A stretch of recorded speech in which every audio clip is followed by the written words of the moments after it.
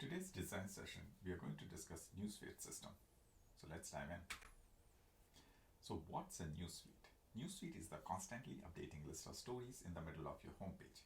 Use include status updates, your photos, videos, links, app activities, and likes from people, pages, and groups that you follow on social media platforms like Instagram, Twitter, TikTok, Facebook. This is a very popular interview questions. Similar questions are commonly asked, such as like design Facebook newsfeed, Instagram feed, Twitter timeline, etc. Now let's remind ourselves of the design discussion framework. So first we need to establish the problem statement, then we should align on the requirements. As part of that, we could do some envelope calculations, some napkin maths. We should agree on some tenets and invariants for the solution. Then we could discuss system correctness and operational requirements, and also chat about like in and out of the scope requirements. Then we should go into high-level design. From there on, we could go to low-level designs and talk about dependencies. Then there is operational readiness requirement. As part of that, we could discuss metrics, experiments, security and durability aspects of the design, and finally release strategy. One thing I've not mentioned here is kind of discussion about failure modes. That could happen as part of the design, or it could happen as part of let's say operational readiness. So let's discuss design scope for this particular problem. So let's say the newsfeed should work on both mobile and web. A user can publish a post and see her friend's post on the newsfeed page. To keep things simple, let's assume the feed is sorted by reverse chronological order. There's 100 million daily active users and 5,000 friends and followers, and feed can contain social media files including both images and videos. So in terms of high-level design, the design is divided into two flows: feed publishing and newsfeed building. Feed publishing, when a user publishes a post, corresponding data is written into cache and database. A post is populated to her friend's newsfeed. Newsfeed building means, for simplicity, let's assume that newsfeed is built by aggregating friends' posts in reverse chronological order. Now let's talk a bit about newsfeed APIs. The newsfeed APIs are the primary ways for clients to communicate with servers. Those APIs are HTTP based, allowing clients to perform actions which include posting a status, retrieving news feeds, adding friends. We discussed two most important APIs. One could be feed publishing API and the other could be newsfeed retrieval API. So feed publishing API, to publish a post, a HTTP post request needs to be sent to the server. The API could be as follows: post me feed. The parents could be content, which is the text of the post, and auth token, which is used to authenticate API request. You should also have news retrieval API. It could be just get me feed and proper versioning, and it takes auth token as the parameter to authenticate API requests. So here's the high-level newsfeed publishing flow. You have user. The user could be on web browser or mobile app, and then the request goes through load balancer and hits one of the web servers. Then there's a post service which has cache which sits on a post DB, and then there's a final service which has newsfeed cache, and then there's a notification service. Now a user can view newsfeed on a browser or mobile app. A user makes a post-it, so let's say with content hello through the API. V1 me feed content equal to hello and auth token with appropriate auth token as parameter. Then there's a load balancer which distributes traffic to web servers which redirects traffic to internal services, post services which process post in the database and cache. Then there's a fan out service which pushes new content to friends newsfeed. Newsfeed data is stored in the cache for fast retrieval. Then there's a notification service which informs friends that new content is available and sends out push notification. So continuing on the high-level design, a user sends a request to retrieve her newsfeed. The request looks like v1 me feed.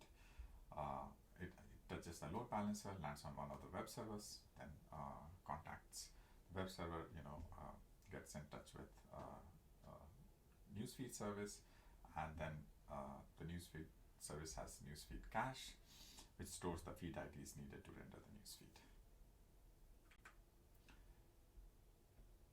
So let's do a bit of deep dive here. So the figure outlines the detailed design for feed publishing. We have discussed most of the components in high-level design and will focus on two components, web servers and fan-out service. So web server, besides communicating with clients, web service enforces authentication and rate limiting. Only users signed in with auth token are allowed to make posts. The system limits the number of posts a user can make within a certain period, vital to prevent spam and abusive content. Fan-out service. Now, fan-out is the process of delivering a post to all friends. Two types of fan-out models are there. Fan-out on write, which means push model, and fan-out on read, which is the pull model. We adopt a hybrid approach to get benefits of both approaches and avoid pitfalls in them. Since fetching the newsfeed fast is crucial, we use a push model for the majority of the users. For celebrities or users who may have many friends and followers, we let followers pull news content on demand to avoid system overload. Consistent hashing is a useful technique to mitigate the hotkey problem, as it helps to distribute request data more evenly. So the fan-out service works as follows. Fetches the friend IDs from the graph database. The graph database is suited for managing friend relationship and friend recommender. Get friends info from the user cache. The system then filters out friends based on the user settings. It sends friend list and new post ID to the message queue. Fan-out workers fetch data from the message queue and store newsfeed data in the newsfeed cache. You can think of newsfeed cache as the post ID user ID mapping table. Whenever a new post is made, it can be appended to the newsfeed table as shown in the figure. The memory consumption can be very large if you store the entire user and post objects in the cache, thus only IDs are used. Then we store the post ID, user ID in the newsfeed cache. So as you can see in the diagram, the first step, you get the friend IDs from the GraphDB. From the second step, you get friends data from user cache and user DB. And the third step is a message queue. It goes to the fan-out workers and it populates the newsfeed cache. Let's talk about newsfeed retrieval now. So in step 1, a user sends a request to retrieve a newsfeed. The request looks like,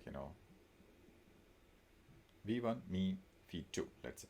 The load balancer redistributes the request to web servers. The web server calls the newsfeed service to fetch newsfeeds.